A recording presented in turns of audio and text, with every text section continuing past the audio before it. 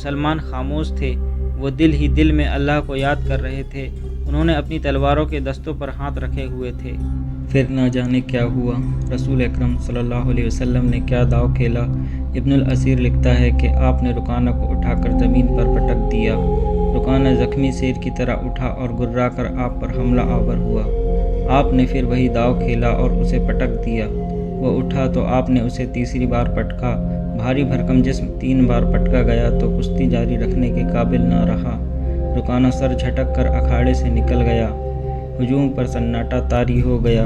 اب مسلمان ننگی تلواریں اور برچھیاں ہوا میں لہرا لہرا اور اچھال اچھال کر نعرے لگا رہے تھے، چچا رکانہ!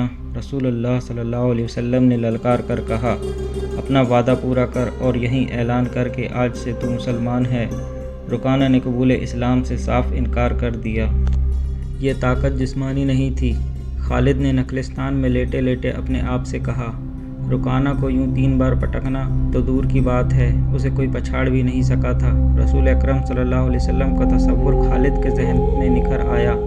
وہ آپ کو اچھی طرح جانتا تھا، لیکن اب وہ محسوس کر رہا تھا جیسے وہ محمد صلی اللہ علیہ وسلم کوئی اور تھے جنہیں وہ بچپن سے جانتا تھا۔ اس کے بعد آپ نے جو رخ اختیار کیا تھا، اسے خالد آپ صلی اللہ علیہ وسلم کو نہیں پہچانتا تھا۔ نبوت کے دعوے کے بعد خالد کی آپ صلی اللہ علیہ وسلم کے ساتھ بول چال بند ہو گئی تھی۔ وہ آپ صلی اللہ علیہ وسلم کے ساتھ دو ہاتھ کرنا چاہتا تھا، لیکن وہ رکانہ کی طرح پہلوان نہیں تھا۔ وہ میدان جنگ میں لڑنے والا اور لڑنے والوں کی قیادت کرنے والا جنگجو تھا، لیکن اس وقت مسلمان فوج کی صورت میں لڑنے کے قابل نہیں تھے۔ جب مسلمان فوج کی صورت میں لڑنے کے قابل ہوئے اور قریش کے ساتھ ان کا پہلا معرکہ ہوا، اس وقت خالد کے لیے ایسے حالات پیدا ہو گئے تھے کہ وہ اس معرکے میں شامل نہیں ہو سکا تھا۔ اس کا اسے بہت افسوس تھا۔ یہ معرکہ بدر کا تھا، جس میں 313 مجاہدین اسلام نے 1000 کو شکست دی تھی۔ خالد دانت پیستا رہ گیا تھا، لیکن اس روز جب وہ ایک نخلستان میں لیٹا ہوا تھا، اسے خیال آیا کہ 313 نے 1000 کو کس طرح شکست دے دی تھی۔ اس نے شکست کھا کر آنے والے قریش سے پوچھا تھا کہ مسلمانوں میں وہ کون سی خوبی تھی جس نے انہیں فتح یاب کیا تھا۔ خالد اٹھ بیٹھا اور انگلی سے ریت پر بدر کے میدان کی خد و خال بنا کر قریش اور مسلمانوں کی پوزیشنیں اور معرکے کے دوران دونوں کی چالوں کی لکیریں بنانے لگا۔ باپ نے اسے فن حرب و ضرب کا ماہر بنایا تھا۔ بچپن میں اسے گھڑ سواری سکھائی، لڑکپن میں اسے اکھڑ منہ جور گھوڑوں کو قابو میں لانے کے قابل بنایا۔ نوجوانی میں وہ شہ سوار بن چکا تھا۔ شتر سواری میں بھی وہ ماہر تھا۔ اس کا باپ ہی اس کا استاد تھا۔ اس نے خالد کو صرف سپاہی نہیں بلکہ سالار بنایا تھا۔ خالد کو جنگ و جدل اتنی اچھی لگی کہ وہ لڑنے اور لڑانے کے طریقوں پر غور کرنے لگا اور جوانی میں فوج کی قیادت کے قابل ہو گیا تھا۔ اسے بدر کی لڑائی میں شامل نہ ہو سکنے کا افسوس تھا اور وہ انتقام کے طریقے سوچتا رہتا تھا، لیکن اب اس کی سوچوں کا دھارا کسی اور طرف چل پڑا تھا۔ مکہ سے روانگی سے کچھ دن پہلے سے وہ اس سوچ میں کھو گیا تھا کہ رسول اکرم نے رکانہ پہلوان کو 3 بار پٹکا تھا اور بدر میں آپ نے محض 313 مجاہدین سے 1000 کو شکست دی۔ یہ کوئی اور ہی قوت تھی، لیکن بدر کے معرکے کے بعد اس کے دل میں مسلمانوں کے خلاف انتقام کی آگ سلگ رہی تھی۔ مسلمان معرکہ بدر میں قریش کے بہت سے آدمیوں کو قیدی بنا کر لے گئے تھے۔ قریش کے سرداروں کے لیے وہ تو یہ صدمہ تھا ہی، اس کا بہت برا اثر خالد نے قبول کیا تھا۔ اسے یاد تھا کہ جب بدر کا معرکہ لڑا جا رہا تھا تو مکہ میں کوئی خبر نہیں پہنچ رہی تھی کہ معرکے کا انجام کیا ہوا۔ مکہ کے لوگ بدر کی سمت دیکھتے رہتے تھے کہ ادھر سے کوئی سوار دوڑا آئے گا اور فتح کی خبر سنائے گا۔ آخر ایک روز ایک شتر سوار آتا نظر آیا۔ لوگ اس کی طرف دوڑ پڑے۔ سوار نے عرب کے رواج کے مطابق اپنا کرتا پھاڑ دیا تھا اور وہ روتا آ رہا تھا۔ بری خبر لانے والے قاصد ایسے ہی کیا کرتے تھے۔ وہ جب لوگوں کے درمیان پہنچا تو اس نے روتے ہوئے بتایا کہ اہل قریش کو بہت بری شکست ہوئی ہے۔ جن کے عزیز رشتہ دار لڑنے گئے تھے وہ ایک دوسرے سے آگے بڑھ بڑھ کر ان کے متعلق پوچھتے کہ وہ زندہ ہیں، زخمی ہیں یا مارے گئے ہیں۔ شکست خوردہ قریش پیچھے آ رہے تھے۔ مارے جانے والوں میں 17 افراد خالد کے قبیلے بنو مخزوم کے تھے اور ان سب کے ساتھ خالد کا خون کا بڑا قریبی رشتہ تھا۔ ابو جہل بھی مارا گیا تھا۔ خالد کا بھائی جس کا نام ولید تھا جنگی قیدی ہو گیا تھا۔ ابو سفیان جو قریش کے سرداروں کا سردار تھا اور اس کی بیوی ہند بھی موجود تھے۔ کچھ میرے باپ اور میرے چچا کے متعلق بتائے۔ قاصد ہند نے پوچھا، تمہارا باپ عتبہ علی اور حمزہ کے ہاتھوں مارا گیا ہے، قاصد نے کہا، اور تمہارے چچا سیبہ کو اکیلے حمزہ نے قتل کیا ہے اور تمہارا بیٹا خنطلہ علی کے ہاتھوں مارا گیا ہے۔ ابو سفیان کی بیوی ہند نے پہلے تو علی رضی اللہ تعالیٰ عنہ اور حمزہ رضی اللہ تعالیٰ عنہ کو بلند آواز میں گالیاں دی، پھر بولی، اللہ کی قسم، میں اپنے باپ، اپنے چچا اور اپنے بیٹے کے خون کا بدلہ لوں گی۔ ابو سفیان پر خاموشی طاری تھی، خالد کا خون کھول رہا تھا۔ قریش کے 70 آدمی مارے گئے اور جو جنگی قیدی ہوئے ان کی تعداد بھی اتنی ہی تھی۔ خالد اٹھا، دری جھاڑ کر لپیٹی اور گھوڑے کی جین کے ساتھ باندھ کر سوار ہوا اور مدینے کی سمت چل پڑا۔ اس نے ذہن کو یادوں سے خالی کر دینا چاہا، لیکن اس کا ذہن مدینہ پہنچ جاتا جہاں رسول اللہ صلی اللہ علیہ وسلم تھے اور جو تبلیغ اسلام کا مرکز بن گیا تھا۔ آپ صلی اللہ علیہ وسلم کا خیال آتے ہی اس کا ذہن پیچھے چلا جاتا اور اسے وہ منظر دکھاتا جن کے خالق آپ حضرت صلی اللہ علیہ وسلم تھے۔ اس کے ذہن میں ہند کے الفاظ یاد آئے جو اس نے اپنے خاوند ابو سفیان سے کہے تھے۔ میں اپنے باپ اور چچا کو بھول سکتی ہوں، ہند نے کہا تھا، کیا میں اپنے لگتے جگر خنطلہ کو بھی بھول جاؤں؟ ماں اپنے بیٹے کو کیسے بھول سکتی ہے؟ اللہ کی قسم، میں محمد کو اپنے بیٹے کا خون معاف نہیں کروں گی۔ یہ لڑائی محمد صلی اللہ علیہ وسلم نے کرائی ہے، میں حمزہ اور علی کو نہیں بخشوں گی۔ وہ میرے باپ، میرے چچا اور میرے بیٹے کے قاتل ہیں۔ میرے خون کو صرف میرے بیٹے کا قتل گرما رہا ہے۔ ابو سفیان نے کہا تھا، مجھ پر اپنے بیٹے کے خون کا انتقام فرض ہو گیا ہے۔ میں سب سے پہلے یہ کام کروں گا کہ محمد صلی اللہ علیہ وسلم کے خلاف زبردست فوج تیار کر کے اسے آئندہ لڑنے کے قابل نہیں چھوڑوں گا۔ مشہور مورخ اور واقعہ نگار وقدی لکھتا ہے کہ اگلے ہی روز ابو سفیان نے تمام سرداروں کو بلایا۔ ان میں زیادہ تعداد ان سرداروں کی تھی جو کسی نہ کسی وجہ سے بدر میں شریک نہیں ہو سکے تھے، اور ان میں سے ہر ایک کا کوئی نہ کوئی عزیز اس جنگ میں مارا گیا تھا۔ سب انتقام کا ارادہ لے کر اکٹھے ہوئے تھے۔ کیا مجھے زیادہ بات کرنے کی ضرورت ہے؟ ابو سفیان نے کہا، میرا اپنا جوان بیٹا مارا گیا ہے، اگر میں انتقام نہیں لیتا تو مجھے جینے کا کوئی حق نہیں۔ سب ایک ہی بات بولنے لگے، وہ اس پر متفق تھے کہ مسلمانوں سے بدر کی شکست کا انتقام لیا جائے، لیکن آپ میں سے اب کوئی بھی اپنے گھر میں بیٹھا نہ رہے۔ خالد نے کہا، بدر میں ہم صرف اس لیے ذلت میں گرے کہ سردار گھروں میں بیٹھے رہے اور ان لوگوں کو لڑنے کے لیے بھیج دیا جو قریش کی عظمت کو نہیں سمجھتے تھے۔ کیا میرے باپ کو بھی قریش کی عظمت کا خیال نہ تھا؟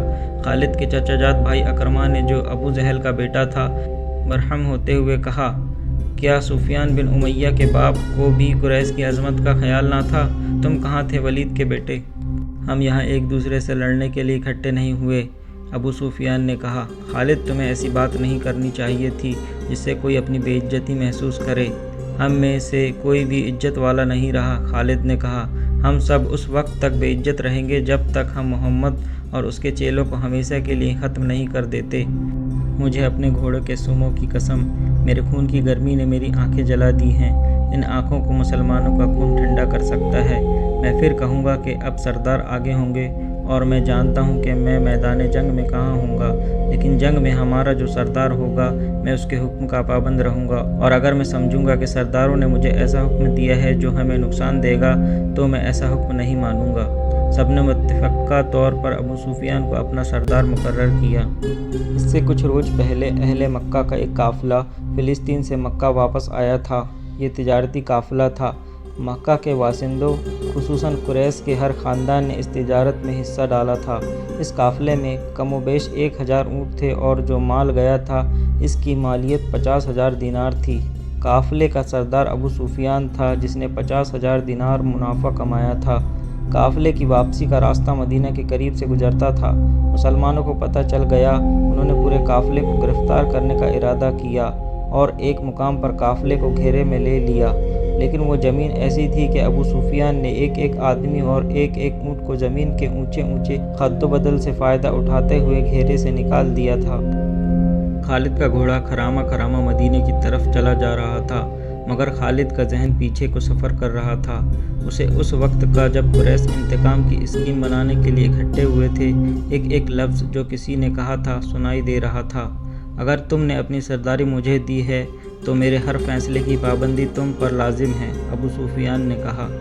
میرا پہلا فیصلہ یہ ہے کہ میں نے ابھی 50,000 دینار منافع سب میں تقسیم نہیں کیا، وہ میں تقسیم نہیں کروں گا۔ یہ مسلمانوں کے خلاف فیصلہ کن جنگ میں استعمال ہوگا۔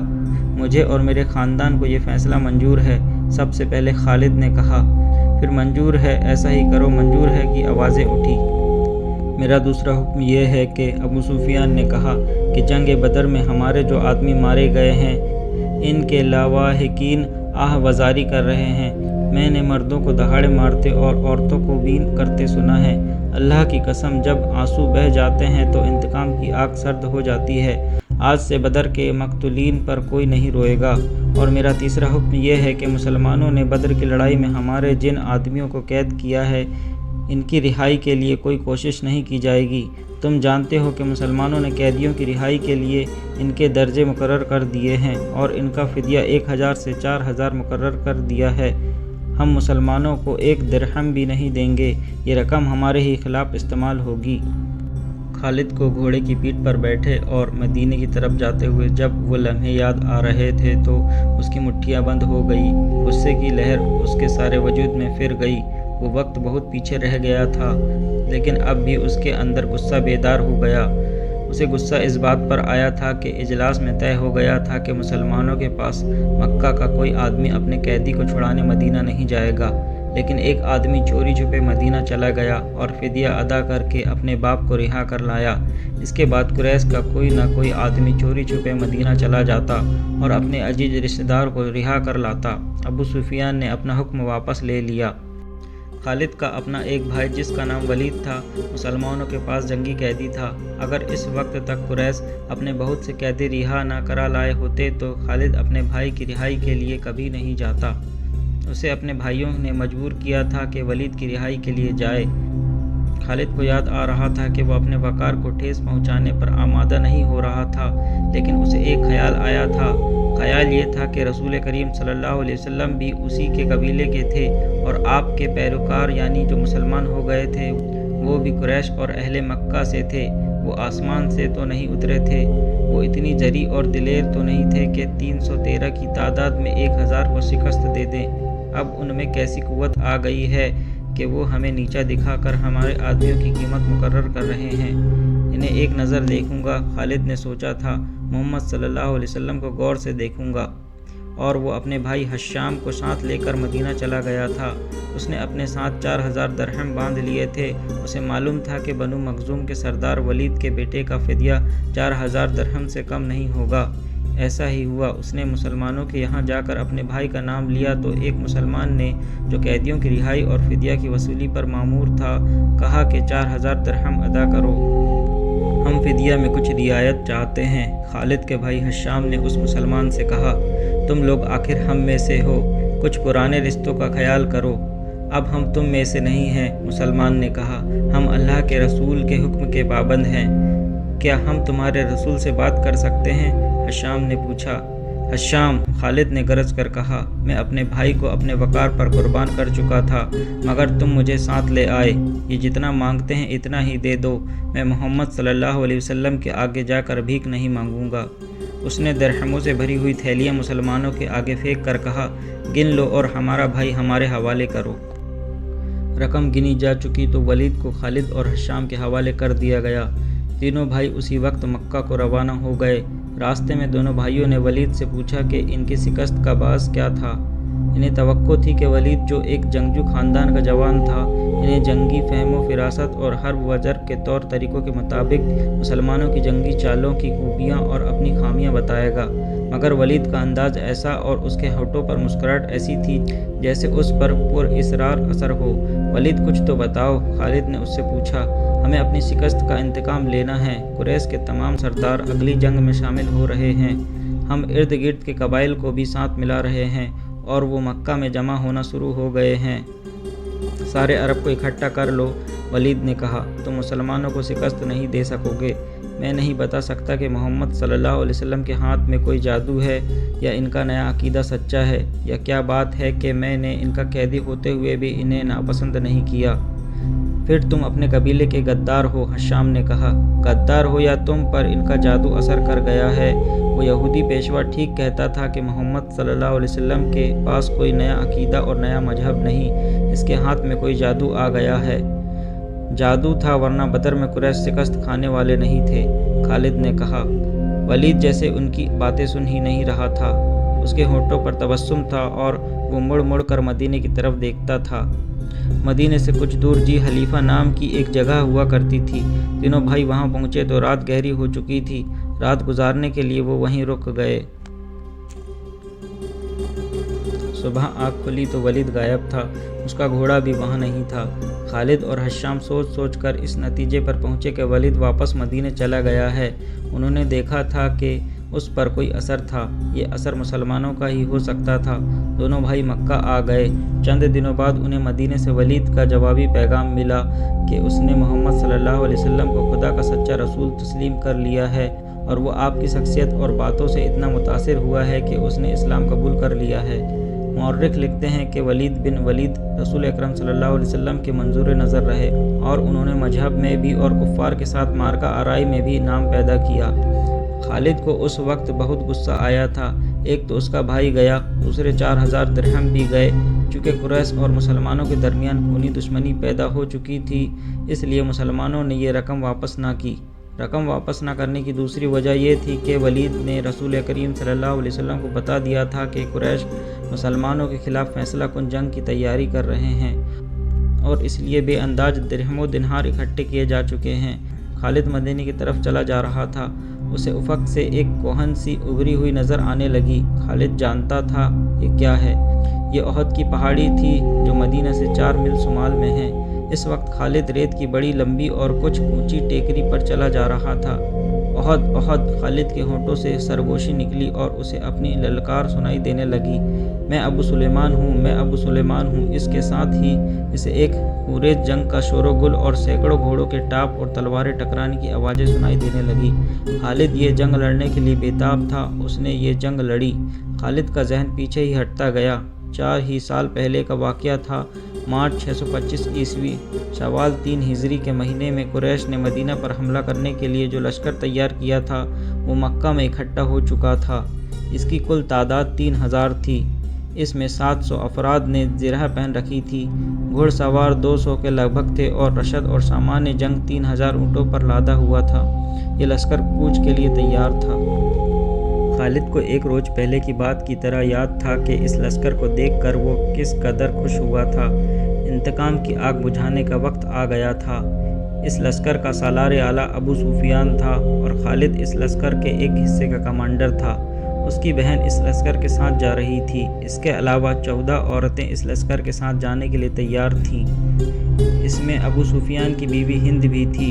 عمرو بن عاص کی اور ابو جہل کے بیٹے اکرمہ کی بیویاں بھی شامل تھیں۔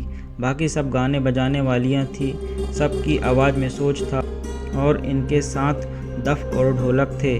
ان عورتوں کا جنگ میں یہ کام تھا کہ جوشیلے اور جذباتی گیت گا کر سپاہیوں کا حوصلہ بلند رکھے اور ان کی یاد تازہ کرتی رہے جو جنگ بدر میں مارے گئے۔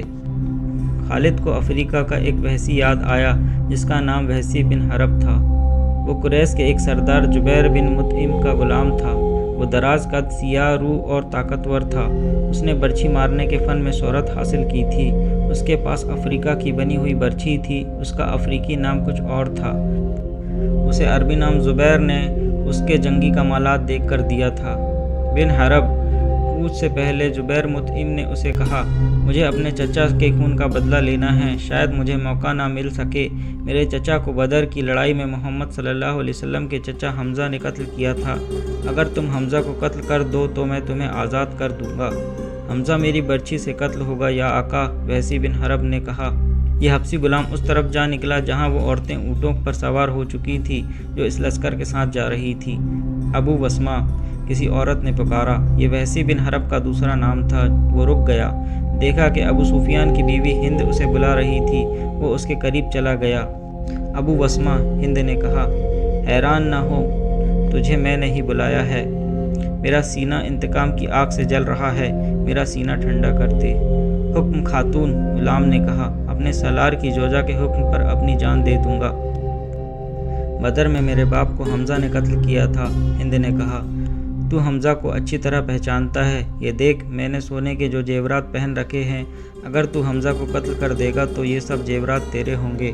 وحشی بن حرب نے ہند کے زیورات پر نگاہ ڈالی تو وہ مسکرایا اور زیر لب پرعزم لہجے میں بولا، حمزہ کو میں ہی قتل کروں گا۔ خالد کو اپنے لشکر کا کوچ یاد تھا، اسی راستے سے لشکر مدینے کو گیا تھا۔ اس نے ایک بلند جگہ کھڑے ہو کر اپنے لشکر کو دیکھا تھا، اس کا سینہ فخر سے پھیل گیا تھا۔ اسے مدینہ کے مسلمانوں پر رحم آ گیا تھا، لیکن اس رحم نے بھی اسے مسرت دی تھی، یہ خون کی دشمنی تھی، یہ اس کے وقار کا مسئلہ تھا، مسلمانوں کو کچل ڈالنا اس کا عزم تھا۔